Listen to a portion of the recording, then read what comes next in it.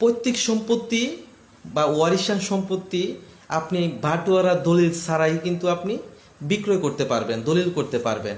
এতে আইনগত কোনো বাধা নেই। যদিও কিছুদিন আগে আপনারা জানেন যে সরকার বলেছে যে ওয়ারিশান সম্পত্তি বা পৈতৃক সম্পত্তি বিক্রয় করতে গেলে বন্টন দলিল বাধ্যতামূলক। এটা অনেকেই কিন্তু দেখেছেন, কিন্তু আমাদের সাব রেজিস্ট্রার কিন্তু ওয়ারিশান সম্পত্তি কিংবা পৈতৃক সম্পত্তি তিনি কিন্তু বাটোয়ারা দলিল ছাড়াই তিনি দলিল রেজিস্ট্রি করে দিচ্ছেন। কোন আইনের বলে করে দিচ্ছেন? এটা কিভাবে করছেন?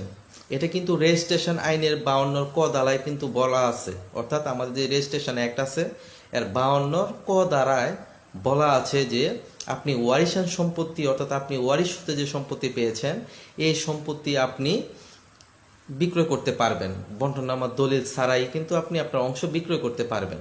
তাহলে সাব রেজিস্ট্রার এই দলিলটা কিভাবে করছে? এই আইনের বলে করছে, অর্থাৎ রেজিস্ট্রেশন আইনের 52 ক ধারার মতে যখন ওয়ারিশান সম্পত্তি বা পৈতৃক সম্পত্তি কোনো অংশীদার যখন বিক্রয় করতে যায়, দলিল করতে যায়, তখন কিন্তু সাব রেজিস্ট্রার এটা দলিল করে দেয়। এই আইনের বলে। আইনটা কোনটা? এটা হচ্ছে রেজিস্ট্রেশন আইনের 52 ক ধারা। তো যারা ওয়ারিশান সম্পত্তি বিক্রয় করবেন, পৈতৃক সম্পত্তি বিক্রয় করবেন, তারা কিন্তু বিক্রয় করতে পারবেন, দলিল করতে পারবেন। এই আইনের বলে কিন্তু রেজিস্ট্রি হচ্ছে। আসলে সবাই বুঝতে পেরেছেন? আল্লাহ হাফেজ।